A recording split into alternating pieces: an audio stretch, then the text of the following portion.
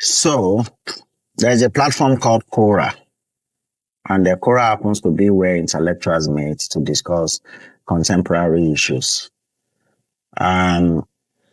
Like someone who like intellectual conversations and contemporaries, I oftentimes visit the site on a daily basis. But today, I stumble upon a question that triggered something within me. So I decided I'm going to share it with you guys. So the question on Quoras are questions that are being asked on a daily basis by different people all over the world. People who are highly intellectuals come online to give their own view about what they think about the questions, especially to respond to it as best as possible. So today, there's a question I stumbled upon, like I said earlier. The person wrote, I have come to the conclusion that most of the Bible is just fairy tales, or maybe that's the way he wrote it. I'm reading it literally the way the person wrote it. And I believe that he meant to write most of the Bible stories are fairy tales. But he continued, he said, I still believe in a creator. Is this normal? That is the question he asked today on Quora. So, then there's a response. I'm sure as you are looking at the screen now, you'll have seen the questions as it was asked, and I'm going to be putting up the response as I read through. So then after reading through, I'll just talk briefly on it, and then we'll call it a day. There's this guy that I love to read about. I think he's an atheist. His name is Michael Arbuch. And he responds by saying that I agree that most of the Bible is fairy tales and very badly told fairy tales. If the biblical God is supposed to be good, when according to the Bible, he was a mass murderer of billions of human beings, including babies and their mothers, and trillions of animals. If anyone is still going to believe in a creator, the question becomes, believe what and why? The Bible blames human beings for a fallen world. But if you remove human beings from the planet, trillions of animals will still be at constant war for survival, savagely murdering each other in order to eat and continue to exist. What sort of creator will create a world so full of suffering and death? So it seems that there either isn't a creator and it was all the bad luck of the draw, or the creator is pitiless and either evil or amoral in nature. And what does believing in a creator do anyone, since he or she or it has clearly left human beings and the other animals to their own devices? So that is the response by a guy known as Michael Harbuch. But I want to quickly spill my own view about this.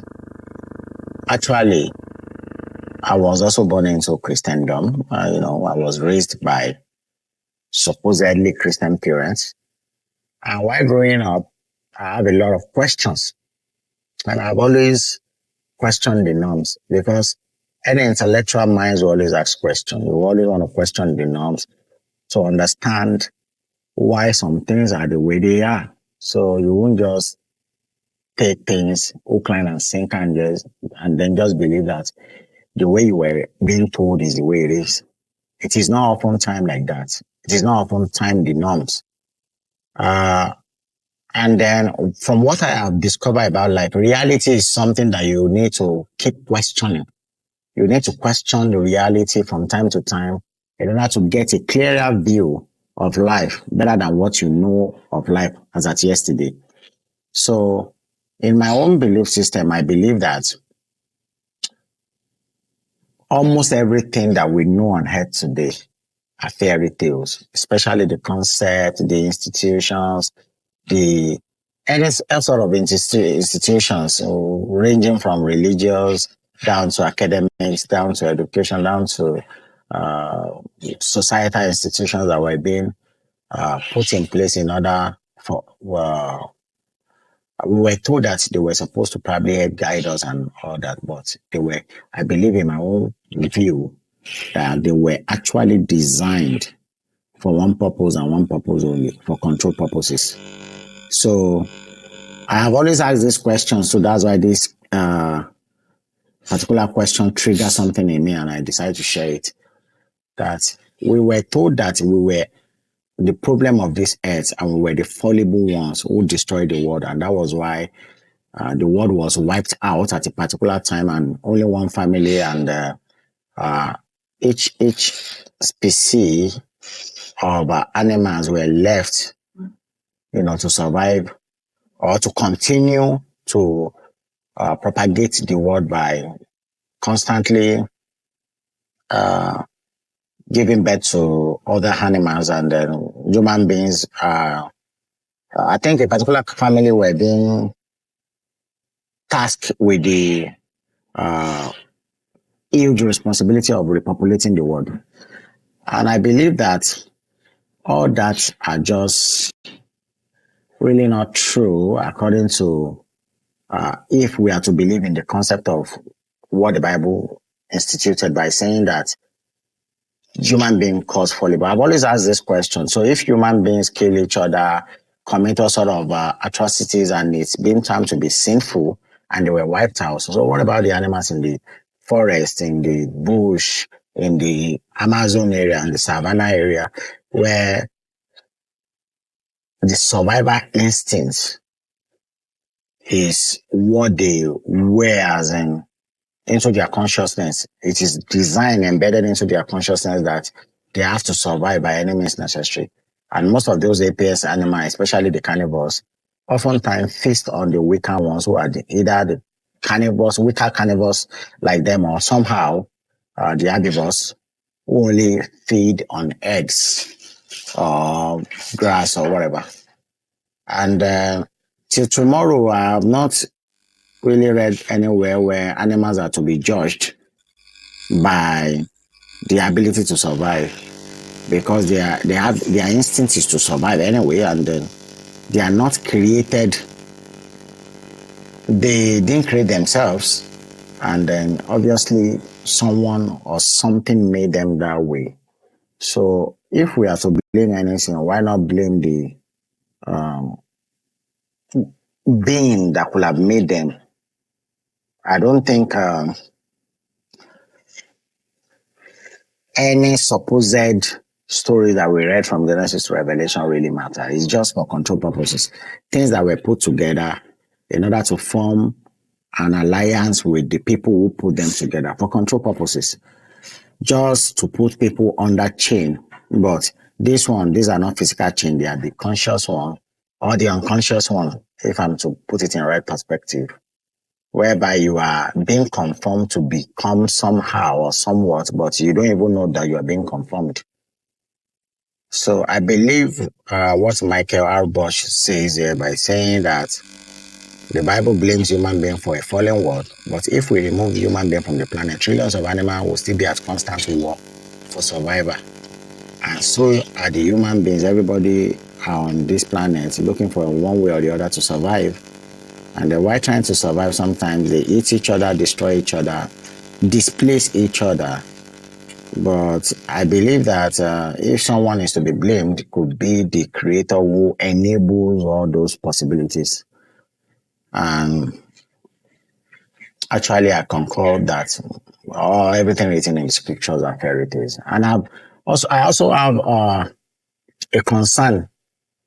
A lot of Christians will always say that prayer is the key, is the master key, and wherever things are going smoothly, you should pray. Whenever things are not going smoothly, you should also pray. But ever since I've been on this earth for decades, I don't think I've ever seen anything being put into existence. In fact, everything that human beings acquire or enjoy today, or the things that causes them destructions, were being made to be by some people's actions. The actions and inactions are the factors that bring results, not any prayer. Any prayer can just encourages you. Probably, I'm still going to be talking about prayer because prayer can be answered based on science, not the way religious people put it. When it comes to prayer, a lot of people do not understand why their prayer gets answered, but science can as well prove it to you. There is this incident that happened some years back, maybe in the 18th century, where a scientist proved how powerful the brain is. They said there is a man, a scientist who wants to prove that sometimes the brain can help something comes to pass if you put it in your consciousness. If you put something in your consciousness and you wish it happens somehow, there's a way your brain can make it happen. There's a story of a man that was sentenced to death, and a man awaiting execution in the electric chair. A scientist offered the condemned man an alternative to take part in a psychological experiment. The method is said will be simple: a small cut on his wrist, allowing blood to drain slowly, drop by drop. Death, he promised, will be painless, peaceful. So the prisoner, desperately to avoid the electric chair, agreed to the scientist who wants to use it for an experiment. So he was laid on a stretcher, strapped down so he couldn't move. He was laid on a stretcher and he was strapped. Strapped means he was tied down. He couldn't move. So a shallow incision was made, just enough to feel real pain, on his wrist. And a small metal bowl was placed beneath his arms. Beneath the bed, the scientist set up a bottle of serum with a valve that released liquid drop by drop into the bowl. So what this meant was that the man was supposed to be executed, the black man, as usual, was to be executed for a crime. I'm not here to talk about the crime. I just want to talk about the experiment of how the brain functions. Then a scientist approached the man and said, instead of you being executed through via electric chair, if you agree for me to probably test something on you, I can give you painless death by just cutting your wrist, and then from it, your blood will just start to drain away little by little, and then before you know it, you're free. You'll just have this painless death instead of going through the pain on an electric chair. And the prisoner who is looking for a painless death quickly agreed. So what did he do? The scientist now asked the guy to be strapped down, be tied down, now make a small incision just to make it feel real, as if he has been cut on two of his wrists, and then deceive the prisoner by putting a serum with a valve under the guy's bed where he was tied. And then the serum was dropping little by little. So the prisoner thought his blood was the one dropping little by little. So the prisoner heard the drop and believed it was his own blood leaving his body. Slowly, the scientist began reducing the flow, creating the illusion that his blood was tiny. Gushing out little by little. That means that the blood is about to be exhausted out of the body. The prisoner did not know that no blood was even coming out from his wrist. It was just an illusion given to him. As time passed, the prisoner grew pale. His heart pounded. His breath came in short. Panicked. Burst. Finally, when the scientist closed the valve completely, the prisoner gave out. He suffered a heart attack and died. So the experiment and proving one chilling truth: the human minds believe what it perceives. So what we accept as real, whether positive or negative, shapes our entire being, both mentally and physically. So when you go to a pastor and they lay hands on you sometimes, and they pray for you, and they make you believe that maybe your prayer is going to come to pass, sometimes if your mind pick it up and have faith and believe like they used to, that's why they often tell you in your church and your mosque that you should have faith. Sometimes your human mind can even make that which was prayed about to come to manifestation. And sometimes you might even believe that it is one powerful man of God. There is no powerful man of God anywhere. It is just your brain playing a fast one on you. It's about the mind, the power of the mind. I used to tell a lot of people that there are so many things we are yet to discover about human being, about our existence, about what we are capable of, how good, how refined machine we are. So this experiment proves it that you can even die when you put too much of your mind there, especially and many experiments of it have been proven on TikTok. If you see TikTok sometimes, some people used to play some pranks. They carry one big audio jack or whatever around, and they will see somebody who is not paying attention, someone who is not paying attention, be it a man or a woman, a child, and then they are always in two or three. One will be holding the phone, the other one will be holding like something that looks like a gun, and in reality it's not a gun. You will just discover that the person who is standing on his or her home will just be deceived, like he has been shot. A loud noise will just come like the pop of a gunshot. Boom! And then the other person who is at the back of the person that wants to deceive will quickly rush down and use some red substance that look like blood to hold the person that they want to deceive as he or she has been shot.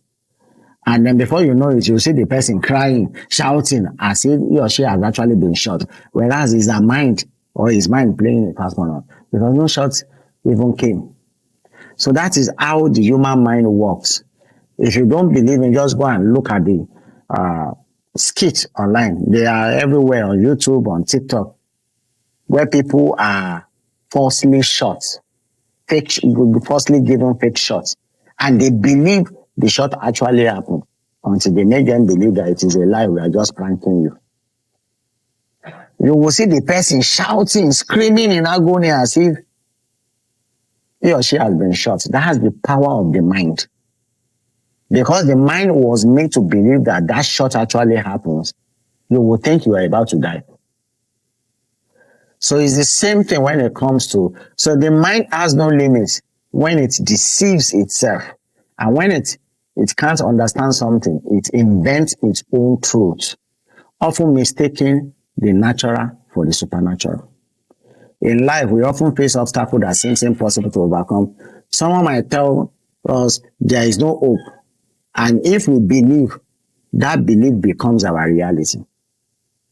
So when it comes to talking about life, religion, there are still so many stages and phases to it that people still need to probably understand and overcome.